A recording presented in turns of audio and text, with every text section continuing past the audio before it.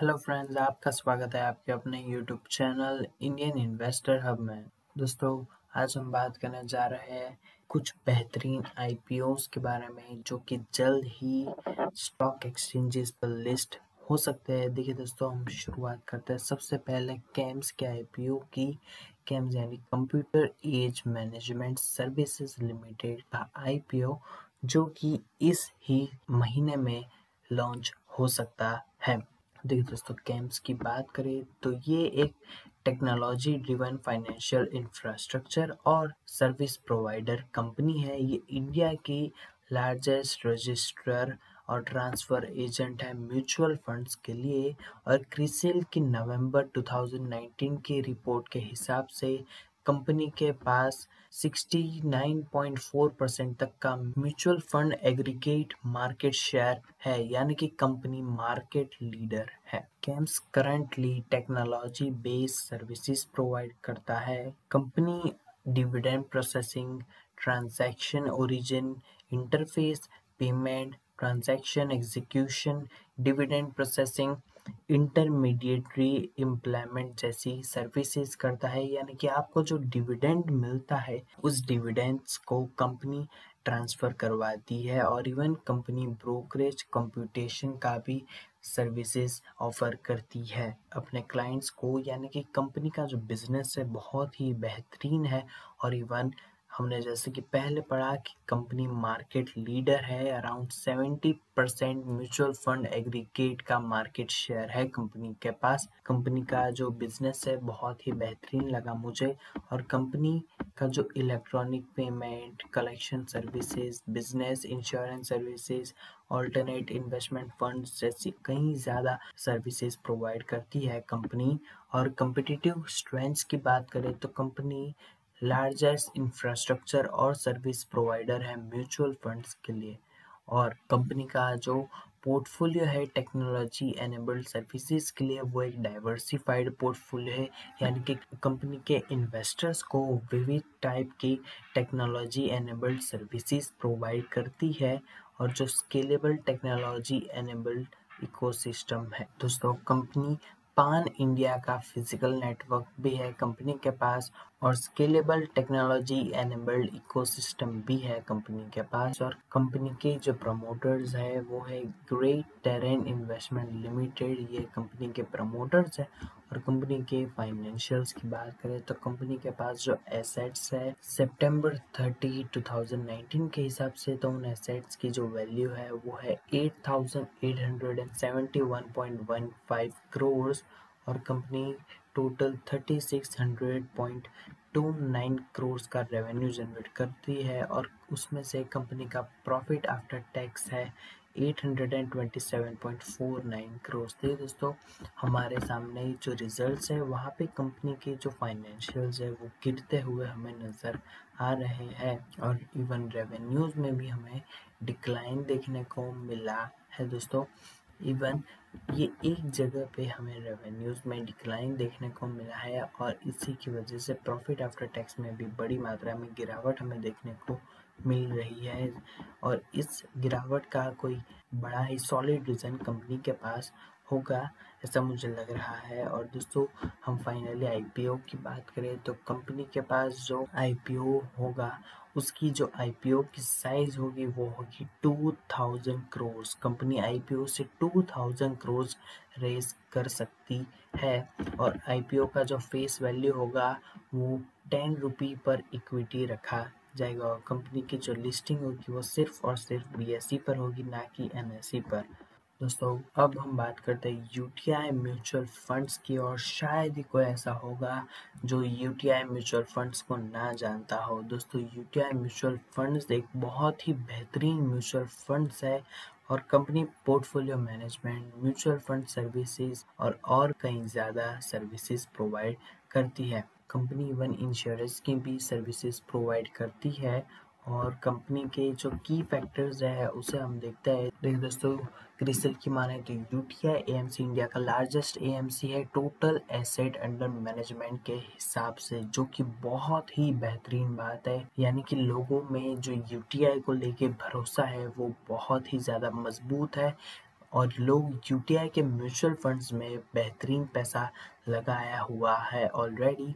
और seventh largest AMC है India में म्यूचुअल फंड्स क्यूएएयूएम के हिसाब से, जो कि 1542.3 बिलियन रुपीस है। और इसके पास लार्जेस्ट शेयर है मंथली एवरेज एयूएम, जो कि टॉप 10 इंडियन एएमसी में है, जो कि B30 सिटीज से है। और मैनेजमेंट की फीस और डोमेस्टिक म्यूचुअल मैनेजमेंट की जो फीस आती है डोमेस्टिक म्यूचुअल फंड्स के अकाउंट से, वो 72.7% की इनकम आती है कंपनी की टोटल। यूटीआई एएमसी इसने इंडिया में सबसे पहले म्यूचुअल फंड्स का एस्टेब्लिशमेंट किया था, यानी कि आप सोच सकते हो कि कंपनी म्यूचुअल फंड्स का बिग बाजार है। देखिए दोस्तों, रिटेल में सबसे पहले बिग बाजार ने ऑर्गेनाइज रिटेलिंग शुरू की थी, और वैसे ही इंडिया में स्टॉक मार्केट में सबसे पहले म्यूचुअल फंड यूटीआई लेके आया था। और यूटीआई एएमसी जो है वो एसेट मैनेजमेंट की सर्विसेज में 55 ईयर्स से भी ज़्यादा तक टिका हुआ है।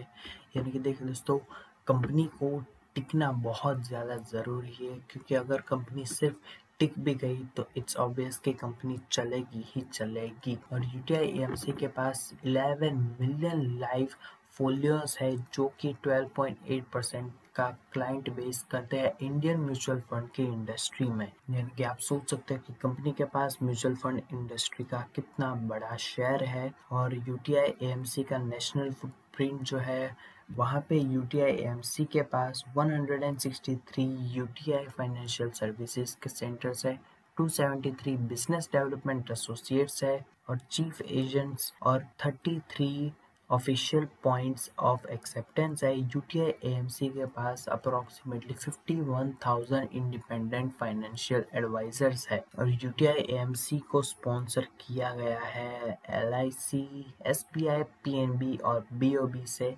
और हर एक में गवर्नमेंट की होल्डिंग है, हर एक कंपनी में गवर्नमेंट मेजॉरिटी स्टेक होल्डर है। यानी कि आप ऐसा मान सकते हैं कि यूटीआई एक गवर्नमेंट ओन्ड कंपनी है, जैसे कि एसबीआई एक गवर्नमेंट ओन्ड कंपनी है, एलआईसी एक गवर्नमेंट ओन्ड कंपनी है, इवन पीएनबी को भी गवर्नमेंट ने खरीद लिया था, और बीओबी भी एक गवर्नमेंट ओन्ड कंपनी है। और UTI AMC global asset management के बिजनेस में भी है, टी रो प्राइस इंटरनेशनल के नाम से, जो कि एक मेजॉरिटी स्टेक होल्डर है कंपनी में, with holding 26% in UTI AMC.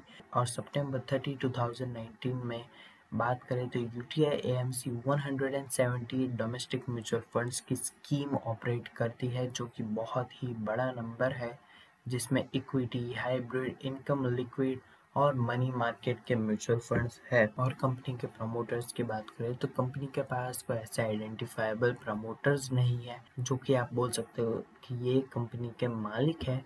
और कंपनी की टोटल एसेट्स की बात करें तो वहाँ पे कंपनी के पास 30,468 करोड़ की एसेट्स है, और कंपनी का जो प्रॉफिट है वो 2089.21 करोड़ का है। और कंपनी ने जो टोटल रेवेन्यू जनरेट किया था वो 4,963.57 करोड़ का किया था। देखिए दोस्तों, आप हमारे सामने जितने भी रिजल्ट्स हैं वहाँ पे आप देख सकते हैं कि कंपनी के जो मार्जिन्स है, क्या बेहतरीन मार्जिन्स है कंपनी के। अब यहाँ पे देखिए सितंबर 19 क्वार्टर में देखिए यहाँ पे अराउंड अप्रोक्सीमेटली 40 to 50% के मार्जिन हमें नज़र आ रहा है। यहाँ पे देखिए तो यहाँ पे अराउंड 30%, यहाँ पे 40 to 50%, और यहाँ पे भी अराउंड 30 to 40%। यानी कि आप देखिए कि 30 to 40% तो कंपनी के मार्जिन्स हैं ही, जो कि बहुत ही ज़्यादा बेहतरीन मार्जिन्स माने जाते हैं। और कंपनी का जो आईपीओ आएगा वहाँ से कंपनी 3000 करोड़ का फंड रेज कर सकती है, और कंपनी की जो फेस वैल्यू होगी वो 10 रुपये पर शेयर की रखी जा सकती है। और कंपनी लिस्टिंग बीएसई और एनएसई दोनों पे हो सकती है। दोस्तों, एंजल ब्रोकिंग 1996 में शुरू हुआ था, और एंजल ब्रोकिंग एक बहुत ही बेहतरीन और एक पुरानी कंपनी है, और 6.3% का ओवरऑल मार्केट शेयर है। या फिर आप बोल सकते हो कि एंजल ब्रोकिंग के पास 2.15 मिलियन ब्रोकिंग अकाउंट्स है जून 20 के हिसाब से। और और कंपनी का जो डिजिटल ट्रांसफॉर्मेशन का जो आइडिया है उसने कंपनी को फोर्थ लार्जेस्ट कंपनी बना दी in terms of active clients in NSE and second largest in terms of incremental NSE clients. ये NSE की Q1 फाइनेंशियल ईयर 21 की रिपोर्ट है और एंजल ब्रोकिंग एक पियोनियर बना न्यू क्लाइंट्स के एक्टिवेशन के बेसिस पे, जहां पे कंपनी ने 79.55 मिलियन लोगों को नए अकाउंट दिए जून 30, 2020 के हिसाब से। यानी कि आप देख सकते हो कि कंपनी क्या बेहतरीन तरीके से ग्रो कर रही है और कंपनी जो नए नए आइडियाज़ ला रही है डिजिटल प्लेटफॉर्म। माना कि कंपनी का ये आइडिया थोड़ा सा लेट आया पर कंपनी ने आइडिया लाया और बहुत ही ज़्यादा बेहतरीन इफेक्टिव रहा ये आइडिया। और इसके बाद हम बात करें तो कंपनी के जो टर्नओवर है वो देखिए, कंपनी का टर्नओवर 253,176 मिलियन रुपीस से बढ़कर 618,945 मिलियन रुपीस तक बढ़ गया। ये बहुत ही ज़्यादा बेहतरीन इंक्रीज हमें देखने को मिला है। यहाँ पे कंपनी के रेवेन्यूज डबल से भी ज़्यादा हो गए हैं। और कंपनी की कंपेटिटिव स्ट्रेंथ्स की बात करें तो कंपनी का ब्रांड नेम बहुत ही ज़्यादा स्ट्रॉन्ग है, एक स्ट्रॉन्ग क्लाइंट बेस है और कंपनी के पास एडवांस टेक्नोलॉजी और डिजिटलाइजेशन है और पान इंडिया में प्रेजेंस है कंपनी की और स्ट्रॉन्ग फाइनेंशियल परफॉर्मेंस है कंपनी की। और कंपनी के प्रमोटर्स की बात करें तो वो दिनेश डी ठक्कर, अशोक ठक्कर, सुनीता मगनानी प्रमोटर्स है कंपनी के। और कंपनी के पास जो टोटल एसेट्स है वो है 19,206.78 करोड़ के और कंपनी ने टोटल 1978.24 करोड़ का रेवेन्यू जनरेट किया। प्रॉफिट आफ्टर टैक्स की बात करें तो वहाँ से कंपनी ने 255.37 करोड़ का कंपनी ने प्रॉफिट जनरेट किया। सॉरी दोस्तों, माफ़ करना, यहाँ पे मिलियन रुपीस में दी गई है अमाउंट और इसलिए क्रोर्स की जगह पे आप मिलियन लगा सकते हैं। और अगर आपको मिलियन को क्रोर्स में कन्वर्ट करना हो तो आप एक पॉइंट आगे ले जाए तो यहाँ पे ये क्रोर्स में कन्वर्ट हो जाएगी 25.537 करोड़ की अमाउंट ये हो जाएगी। और दोस्तों IPO की डिटेल्स की बात करें तो कंपनी 600 रेज कर सकती है IPO से और IPO की फेस वैल्यू 10 रुपये पर शेयर रखी जा सकती है और लिस्टिंग कंपनी की NSE और BSE दोनों पर हो सकती है। और दोस्तों और एक बड़ा IPO आ सकता है जो कि बर्गर किंग इंडिया का IPO है, जो कि क्विक सर्विस रेस्टोरेंट द्वारा ओन कंपनी है। और बर्गर किंग को शायद ही आज कोई होगा जो न जानता हो और बर्गर किंग एक ब्रांडेड रेस्टोरेंट्स में एक बहुत ही ज़्यादा बड़ा नाम बन गया है इंडिया में और इवन पूरे वर्ल्ड में भी। और बर्गर किंग का जो पहला रेस्टोरेंट खुला था वो नवंबर 2014 में खुला था, यानी कि आप बोल सकते हो कि रफली 6 इयर्स पहले कंपनी ने अपना पहला रेस्टोरेंट खोला था और कंपनी ने बेहतरीन ग्रोथ की है। और दोस्तों बात करें तो कंपनी के पास 30 जून 2019 के हिसाब से 202 रेस्टोरेंट्स है और 7 सब फ्रेंचाइज बर्गर किंग रेस्टोरेंट्स है जो कि 16 स्टेट्स और यूनियन टेरिटरीज में फैले हुए हैं और 47 सिटीज़ में है इंडिया की। तो कंपनी ने और एक बहुत ही ज़्यादा स्ट्रॉन्ग रेस्टोरेंट का नेटवर्क बनाया है क्लस्टर अप्रोच और पेनिट्रेशन की स्ट्रेटेजी से। कंपनी के जो लोकेशंस होते हैं वो हाई ट्रैफिक और हाई विजिबिलिटी वाले लोकेशंस होते हैं जो कि मेट्रोपॉलिटन एरियाज़ में होते हैं और सिटीज़ अक्रॉस इंडिया में होते हैं। और कंपनी के पास बहुत ही ज़्यादा बेहतरीन चेन है और कंपनी का जो प्रमोटर है वो है QSR एशिया PTE लिमिटेड। और कंपनी का जो issue price company around 400 crore तक रेज कर सकती है IPO से। और कंपनी की जो फेस वैल्यू रखी जा सकती है वो हो सकती है 10 रुपये पर शेयर और रिटेल अलोकेशन की बात करें तो 10% तक ये हो सकता है। और दोस्तों अब एक बहुत ही ज़्यादा बेहतरीन IPO की बात करें तो वो है बारबेक्यू नेशन का IPO।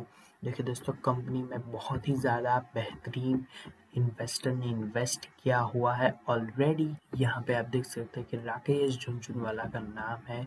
राकेश झुनझुनवाला का जो इन्वेस्टमेंट फर्म है अल्केमी कैपिटल्स, उन्होंने उसके थ्रू कंपनी में इन्वेस्ट किया हुआ है। कंपनी का जो IPO आएगा उसमें QIBs का अराउंड 50% तक रिजर्वेशन हो सकता है। 50% का जो इशू का रिजर्व हो सकता है वो नॉन इंस्टीट्यूशनल बिडर्स, और 35% का जो अलोकेशन हो वो रिटेल इंडिविजुअल बिडर्स के लिए हो सकता है, यानी कि हम सब लोग के लिए। राकेश झुनझुनवाला बारबेक्यू नेशन में 2.05% के ओनर है। उनकी कंपनी अल्केमी कैपिटल्स के थ्रू, और CX पार्टनर्स जो प्राइवेट इक्विटी इन्वेस्टर है वो भी कंपनी में 33.79% के ओनर्स है। और बारबेक्यू नेशन के जो ओनर है वो है Sayaji hotels, Sayaji housekeeping services, Kayom Dhanani, Raoof Dhanani और सुचित्रा धनानी। इन सब लोगों का जो प्रमोटर्स की जो टोटल होल्डिंग है वो 60.24% की है फर्म में। और बारबेक्यू नेशन का जो बिजनेस है वो कंपनी बारबेक्यू नेशन रेस्टोरेंट्स के नाम से एक पूरी रेस्टोरेंट्स की चेन ऑपरेट करती है, जहां पे कंपनी के पास अगस्त 2017 के हिसाब से 59 आउटलेट्स थे, और कंपनी के पास अभी 138 आउटलेट्स है जो कि 78 सिटीज़ में फैले हुए हैं और 24 स्टेट्स में है। और कंपनी के 7 आउटलेट्स UAE, ओमन और मलेशिया में भी है। और कंपनी क्लेम करती है कि वो इंडियाज लार्जेस्ट प्लेयर है ऑर्गेनाइज्ड डिनिंग के स्पेस में। बारबेक्यू नेशन का जो IPO होगा उससे कंपनी अपने डेप्ट को हटाने की कोशिश कर सकती है, और कंपनी के पास आउटस्टैंडिंग 205 करोड़ का डेप्ट है। बारबेक्यू नेशन के IPOs जो मैनेजर्स लीड कर सकते हैं वो IIFL securities, axis capital, ambit capital, SBI capital markets lead कर सकते हैं। तो दोस्तों अब हम बात करेंगे बहुत ही ज़्यादा बेहतरीन, और शायद ही कोई होगा जो इस कंपनी को ना जानता हो, जोमेटो के IPO के बारे में। जोमेटो की जो करंट मार्केट वैल्यूएशन है वो 3.5 बिलियन US डॉलर्स की है, और कंपनी 2021 के पहले हाफ में अपना IPO ला सकती है। और कंपनी के जो फाउंडर है उन्होंने ऐसा कहा। और मनी कंट्रोल ने भी इवन अगस्त 9 को कहा था कि जोमेटो अपने IPO के लिए प्रिपेयर कर रहा है नेक्स्ट ईयर के लिए, और कंपनी अपने कैश बर्डन को रिड्यूस कर कंपनी इस IPO से फंड रेजिंग करके जो कैश बर्डन है उसे रिड्यूस कर प्रॉफिट्स को और ज़्यादा बड़ा करना चाहती है। कंपनी का जो फाइनेंस और लीगल टीम है वो बहुत ही ज़्यादा काम कर रहे हैं IPO को नेक्स्ट ईयर के पहले हाफ में लाने के लिए। और कंपनी का जब IPO आएगा तो कंपनी इंडिया की पहली मॉडर्न कंज्यूमर इंटरनेट स्टार्टअप्स में से एक होगी, और इंडिया की पहली इंटरनेट IPO होगी। और जैसे कि कंपनीज है इन्फो एज जो कि naukri.com को ओन करती है, और मेक माई ट्रिप का भी IPO इवन लिस्ट मेक माई ट्रिप भी लिस्टेड है, बट ना कि इंडियन एक्सचेंजेस पे। और इन्फो एज की एक बहुत ही ज़्यादा खास बात है कि वो जोमेटो में भी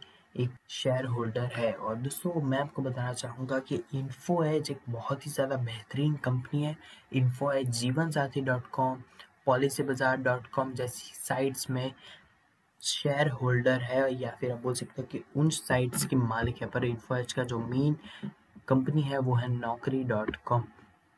दोस्तों कंपनी जैसे कि मेक माई ट्रिप का मैंने कहा कि वो नास्डैक पे लिस्टेड है, वो इंडियन एक्सचेंजेस पे लिस्टेड नहीं है। वैसे ही जोमेटो का भी ये तय नहीं किया गया है कि वो इंडियन एक्सचेंजेस पे लिस्ट करेगी या फिर फॉरेन एक्सचेंजेस पे। और हम ये उम्मीद करते हैं कि कंपनी इंडियन एक्सचेंजेस पे लिस्टेड हो।